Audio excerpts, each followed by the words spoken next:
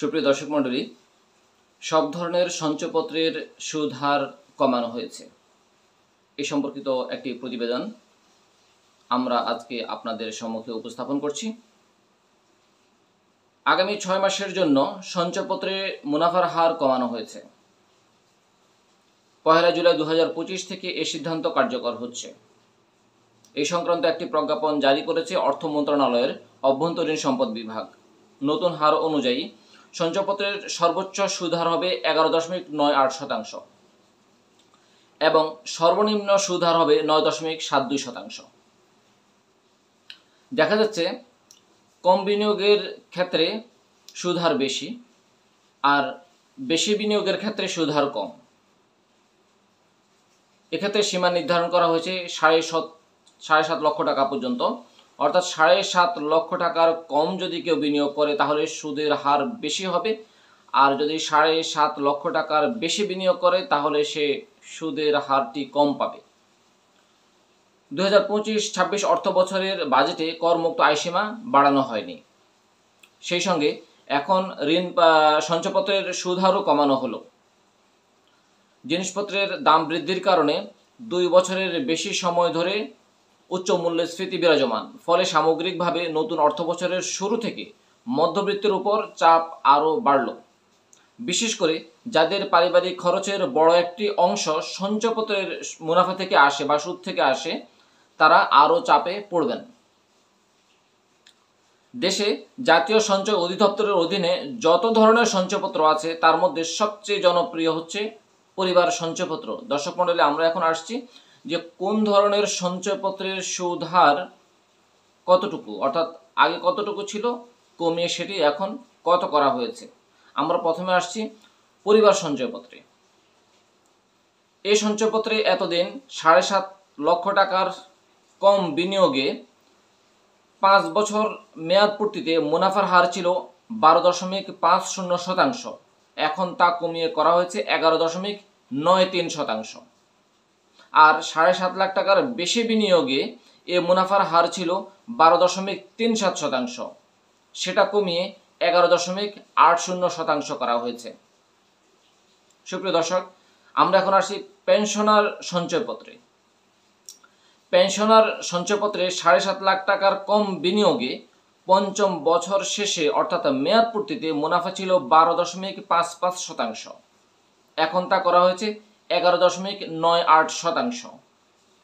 7.5 লাখ টাকার বেশি বিনিয়োগের ক্ষেত্রে মুনাফার হার ছিল 12.37%। এখন তা করা হয়েছে 11.80%। এবার আসি আমরা 5 বছর মেয়াদী বাংলাদেশ সঞ্চয়পত্রে। 5 বছর মেয়াদী বাংলাদেশ সঞ্চয়পত্রের মুনাফার হারও কমানো হয়েছে। এই সঞ্চয়পত্রে 7.5 লাখ টাকার কম বিনিয়োগে মেয়াদ পূর্তিতে মুনাফার হার ছিল 12.40%। এখন তা করা হয়েছে 11.38%। 7.5 লাখ টাকার বেশি বিনিয়োগে মুনাফার হার ছিল 12.37%। এখন তা হবে 11.80%। এছাড়া 3 মাস অন্তর মুনাফা ভিত্তিক সঞ্চয়পত্র সেটির ক্ষেত্রে বলা হয়েছে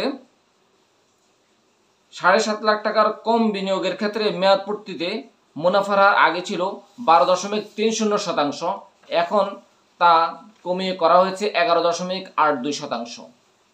7.5 লক্ষ টাকার বেশি বিনিয়োগের ক্ষেত্রে আগে মুনাফার হার ছিল 12.25%। এখন তা কমিয়ে করা হয়েছে 11.77%। দর্শক মণ্ডলী, এর বাইরে রয়েছে ডাকঘর সঞ্চয়পত্র, আমরা সেটি নিয়ে কথা বলছি। ডাকঘর সঞ্চয় ব্যাংকে মেয়াদি হিসাবেও মুনাফার হার কমিয়েছে সরকার। 3 বছর মেয়াদ পূর্ণ হলে এবং 7.5 লাখ টাকার কম বিনিয়োগে ডাকঘর সঞ্চয়পত্রে মুনাফার হার ছিল 12.30%। এখন তা হবে 11.82%।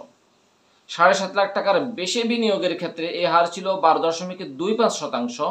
এখন তা করা হয়েছে 11.77%। দর্শক মণ্ডলী, যে পরিপত্রটি জারি করা হয়েছে সেখানে আরও বলা হয়েছে জাতীয় সঞ্চয় স্কিমের আওতায় wage earner development bond, US dollar premium bond, US dollar investment bond ও ডাকঘর সঞ্চয় ব্যাংক সাধারণ হিসাবের মুনাফার হার অপরিবর্তিত থাকবে। অর্থাৎ যে কয়টির কথা বললাম এই কয়টি ক্ষেত্রে মুনাফার হার আগে যেমন ছিল তেমনটি থাকবে, এক্ষেত্রে কোনো পরিবর্তন আনা হয়নি। এছাড়া 1 জুলাই 2025 তারিখের আগে ইস্যু হওয়া সব সঞ্চয় স্কিমের ইস্যুকালীন মেয়াদে ওই সময়ের মুনাফার হার প্রযোজ্য হবে। তবে পুনর্বিনিয়োগের ক্ষেত্রে পুনর্বিনিয়োগের তারিখের মুনাফার হার প্রযোজ্য হবে। 6 মাস পর মুনাফার হার পুনর্নির্ধারণ করা হবে। চূড়ান্তভাবে যে কথাটি আপনাদের সম্মুখে উপস্থাপন করলাম বা সর্বশেষ যে কথাটি বললাম সেটি হচ্ছে, আগে যারা বিনিয়োগ করেছেন অর্থাৎ 1 জুলাই 2025 আগে যারা বিনিয়োগ করেছেন বিভিন্ন ধরনের সঞ্চয়পত্রে, তাদের মুনাফার হার বিনিয়োগকালীন সময়ে যেটি ছিল সেটাই থাকবে, সেখানে কোনো পরিবর্তন আসবে না। 1 জুলাই 2025 তারিখ থেকে তারপরে যারা বিনিয়োগ করবেন তাদের ক্ষেত্রে মুনাফার এই হার কার্যকর হবে। দর্শক মণ্ডলী, সবাই ভালো থাকবেন। ধন্যবাদ সবাইকে।